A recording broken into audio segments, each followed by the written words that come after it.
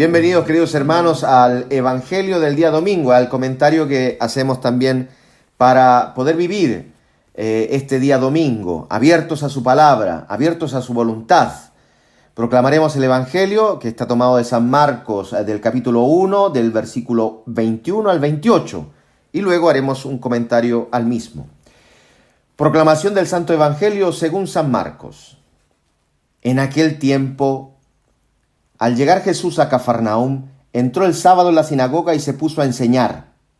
Y la gente quedaba asombrada de su doctrina, porque les enseñaba como quien tiene autoridad, y no como los escribas.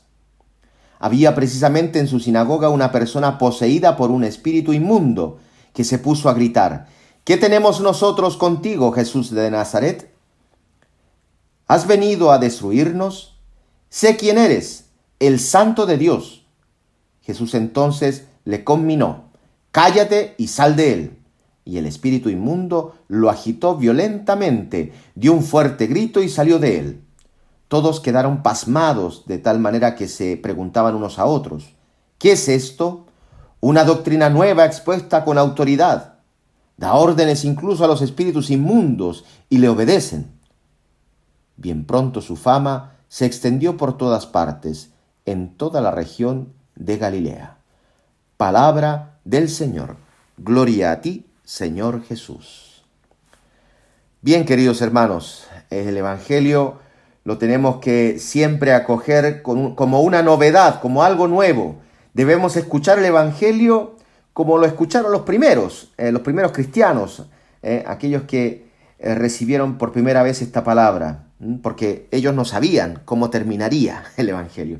Por eso siempre tenemos que darle esta oportunidad al Señor en nuestra vida, de que esta palabra sea nueva hoy para nosotros, para poder gustar su palabra, para que esta palabra nos edifique.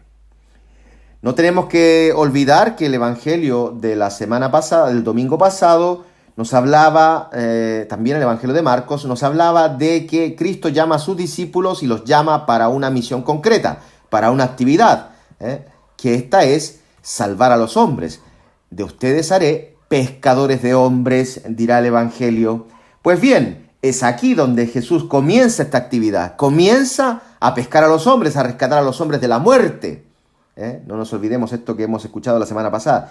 Pescadores de hombres, es decir, rescatar de las aguas de la muerte a los hombres. Pues aquí Jesús inicia. ¿Y dónde inicia el Señor este plan de salvación? ¿Dónde inicia el Señor esta actividad? Nos tendríamos que preguntar, ¿dónde podría iniciar el Señor esta gran actividad, esta gran misión? Pues curiosamente el evangelista nos habla de la sinagoga. Ninguno de nosotros hubiese pensado así, hubiésemos pensado a grandes multitudes, qué sé yo, donde el Señor va a predicar, etc. Sin embargo, Cristo entra en la sinagoga. No hace ninguna mención al Evangelio de Marcos que él entra con sus discípulos, no, porque apenas los había llamado, entonces no estaban preparados para entrar en la sinagoga. Para comenzar esta actividad es necesario que vean el testimonio de Cristo, vean el poder, vean la acción divina en él, que es Dios. Entonces Cristo entra en una sinagoga. ¿Qué es la sinagoga? Sabemos que la traducción habla de que es la casa de oración, el lugar de la presencia, de la palabra de Dios, del culto, etc. Entonces, vemos cómo en el Evangelio Jesús entra 3 veces en una sinagoga. Y las 3 veces que entra en un conflicto. Se provoca una polémica en la sinagoga. Esto, que entre 3 veces en la Escritura quiere decir, según los biblistas, algo continuo, siempre. 3 veces no es un número matemático en la Escritura, no. Hace referencia a un símbolo, hace referencia a algo concreto.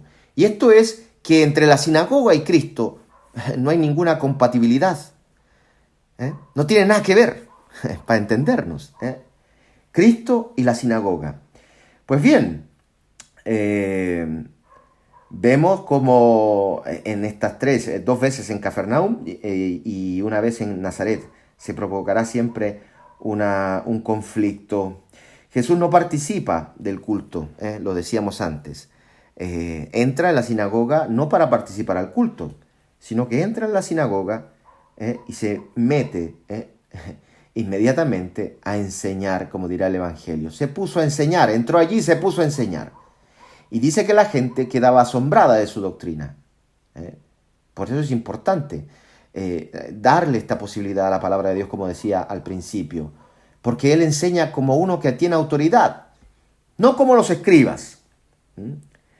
Jesús provoca esta sorpresa positiva en los que le escuchan, pues ellos reconocen que en su enseñanza está presente el mandato divino.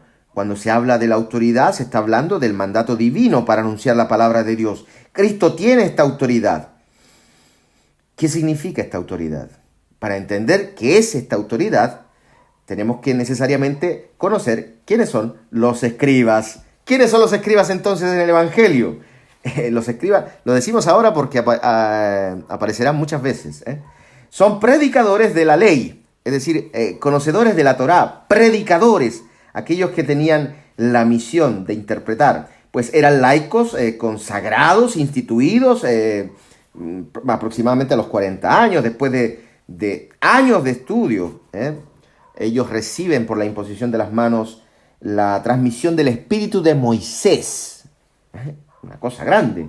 No era cualquier persona un escriba.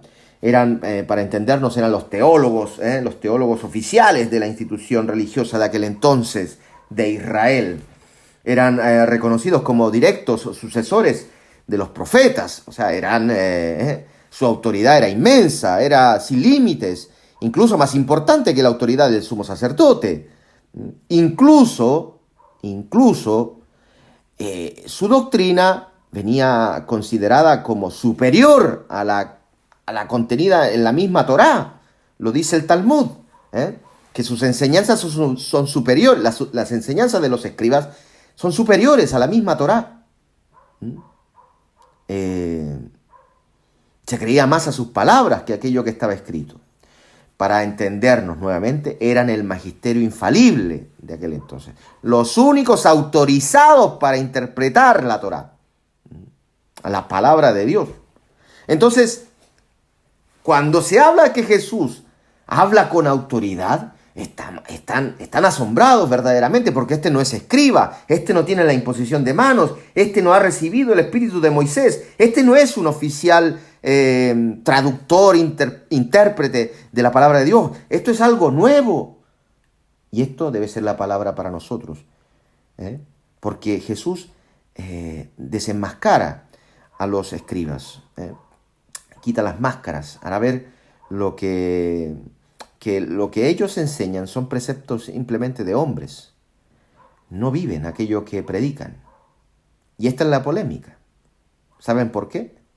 Porque entrando Jesús en una sinagoga, ¿qué es lo que aparece inmediatamente? Enseñando aparece este hombre. Dice, había precisamente en su sinagoga una persona poseída por un espíritu inmundo. Aquí Marcos habla de su sinagoga, ya se desliga. De la sinagoga hará algo que ya no se siente parte la comunidad cristiana. En su sinagoga. Y ahí que se encuentra, ¿qué encontrará Cristo en la sinagoga? Pues un hombre poseído por un espíritu inmundo, que se puso a gritar. Esto del espíritu inmundo es muy importante, porque tenemos que aprender a reconocer, a distinguir, a tener el discernimiento para saber qué es lo que viene de Dios, el espíritu de Dios, aquello que nos santifica, aquel que nos santifica, y el espíritu inmundo, el espíritu impuro, aquel que es contrario a Dios. Aquel que te aplasta, aquel que nos aplasta, que nos frena, que nos encadena en la impureza, la mundanidad, en las tinieblas del pecado, lejanos de Dios. Por eso, este es un hombre poseído por este espíritu. Un hombre, una persona que voluntariamente, queridos hermanos, voluntariamente se ha adherido a un sistema de valores, es decir, a una doctrina, que lo vuelve enemigo de las enseñanzas de Jesús. Este es el hombre poseído. Vemos que otra curiosidad es que el Evangelio este hombre habla en plural. ¿Qué tenemos nosotros contigo, Jesús de Nazaret? Es curioso, porque aquí este hombre, siendo uno, habla en plural, habla en nombre de un grupo que se siente amenazado por las enseñanzas de Jesús. Esos son los escribas. ¿Has venido para destruirnos? Sé y vuelvo a hablar en singular, sé que eres el santo de Dios, es decir, el profeta, el Mesías, aquel que debía venir para nuestra salvación. Entonces Jesús le dice, cállate y sal de él. No establece ningún diálogo, y en esto tenemos que estar atentos. No dialogar con el demonio, no dialogar con el demonio. Jesús le dice, cállate y sal de él. Un imperativo, un mandato. Cállate. Y entonces el espíritu inmundo lo agitó violentamente y dio un fuerte grito y salió. Primero que tenemos que sentir esta llamada a través de la palabra de Dios todos los días a callar a este demonio y decirle que salga fuera, que no siga aplastándonos, que no nos siga engañando, que no vivamos viviendo para el mundo, para la mundanidad, para este mundo, que Dios nos ha creado para el cielo, que Cristo ha venido a salvarnos, que ha venido para rescatarnos de la muerte, para regalarnos vida eterna, para resucitar con Él. No ha venido Cristo para engañarnos. Por eso este gesto de que el espíritu inmundo lo agita violentamente, dando un fuerte grito, salió, es lo que le llamo yo la pasión de la conversión. Porque ninguno de nosotros se ha convertido así de la noche a la mañana. Ninguno de nosotros experimenta la conversión así, de este modo. No, hemos tenido que sufrir. Porque Cristo ha venido para que el hombre se encuentre con Él y renazca con Él y seamos una nueva criatura. Y esto, vaya que duele, vaya que se sufre. Por eso, queridos hermanos, hoy día démosle gracias al Señor por este encuentro con Él, a través de su palabra, a través de sus sacramentos, a través de la iglesia, que nos invita a entrar en comunión, a dejarnos formar por Él, a recibir estas enseñanzas de Cristo, que son enseñanzas de vida eterna.